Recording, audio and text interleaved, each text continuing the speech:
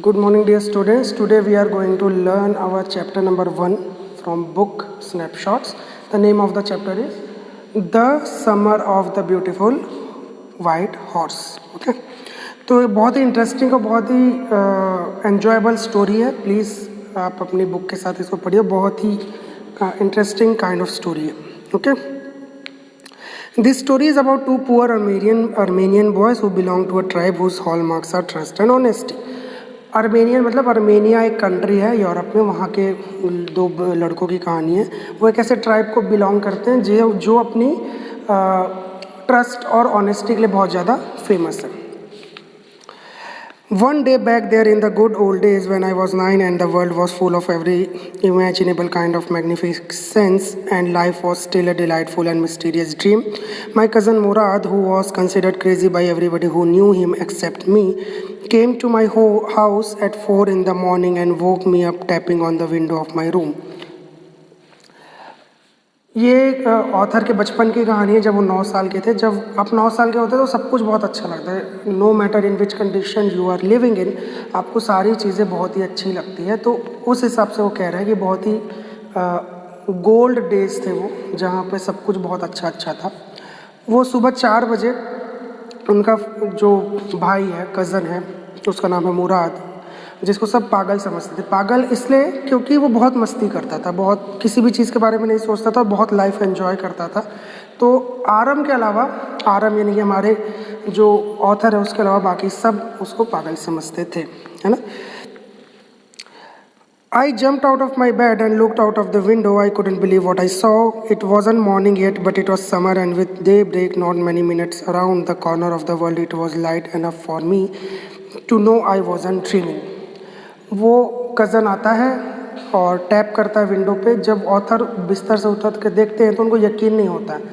ऐसी चीज़ देखते हैं जिसको देख के उनको बिलीव ही नहीं होता है. वैसे तो सुबह 4 बजे थे, उजाला थोड़ा बहुत था क्योंकि समर का टाइम था, तो इतनी लाइट तो थी कि वो क्लियरली देख सकते थे. It was clearly visible what ever he was saying.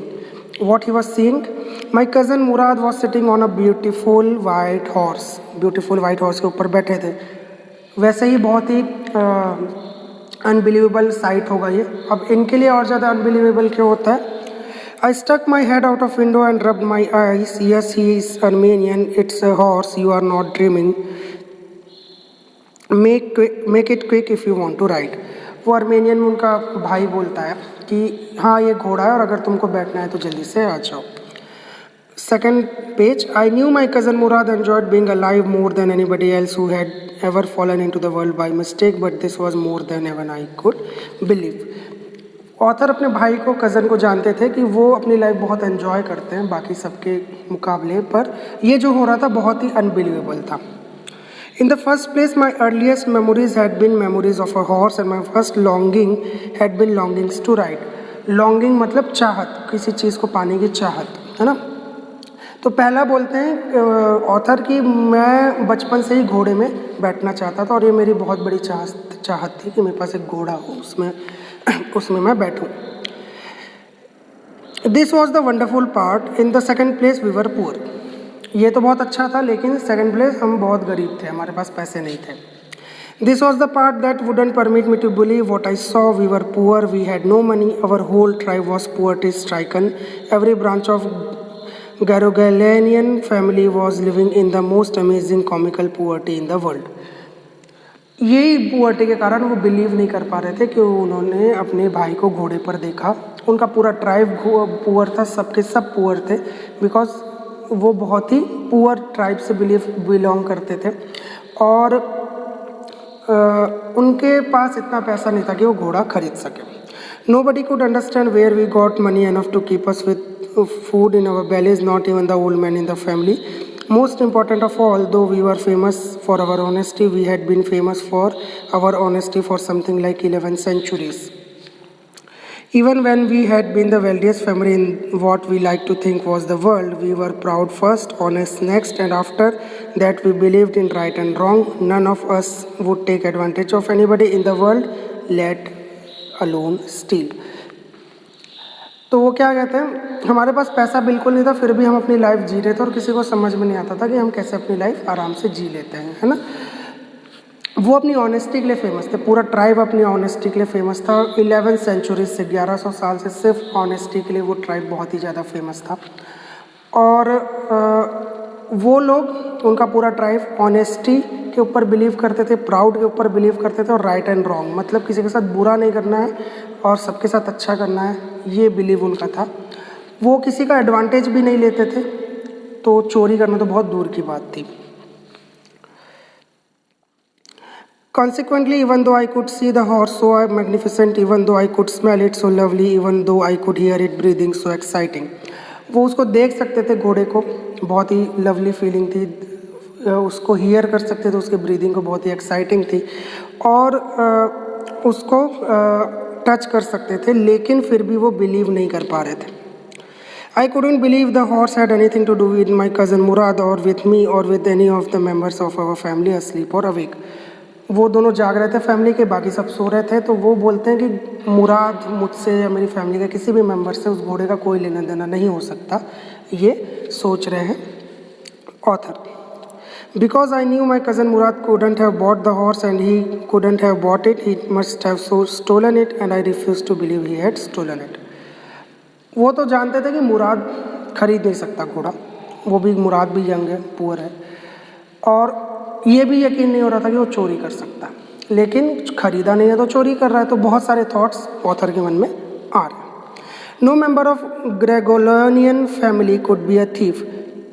I stared first at my cousin, then at the horse. There was a pious stillness and humor in each of them, which on the one hand delighted me and on the other hand frightened me. Pious मतलब पवित्र, और stillness मतलब respect, एक respectful stillness था, उन लोगों के बीच में झगड़ा नहीं था, क्योंकि घोड़ा किसी को भी बैठने नहीं देता ना, but they were seeming like friends. तो देख के ऑथर को बहुत अच्छा तो लगा, लेकिन उससे डर भी लगने लगा।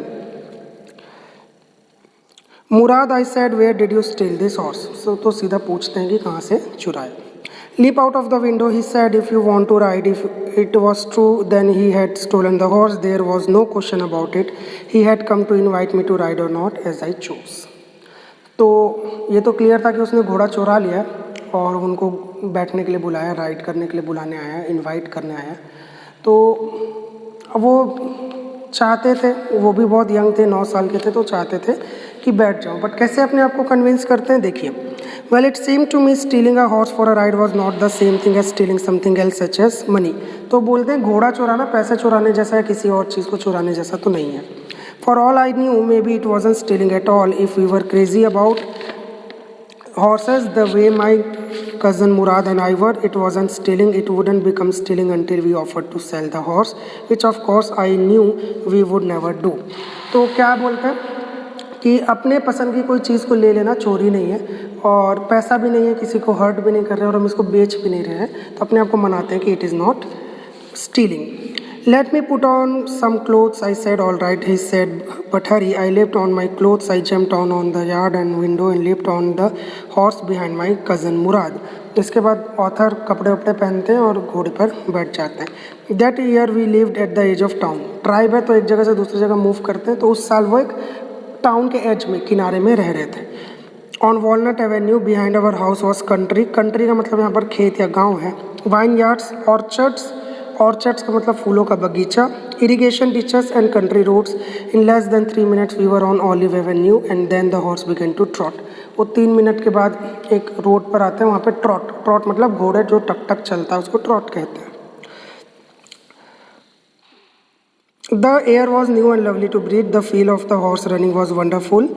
My cousin Murad, who was considered one of the craziest member of family, began to sing. I mean, he began to roar. बहुत ही वंडरफुल उनकी फीलिंग थी। तो जो कज़न मुराद था वो गाने लगता, गाने नहीं लगता, कहते हैं कि वो चीखने लगता, चिल्लाने लगता। तो अब ये एंजॉय कर रहे हैं। अब इसके आगे क्या होता है हम आगे के क्लास में देखेंगे। I hope you understood. Thank you for listening to me. Have a very nice day.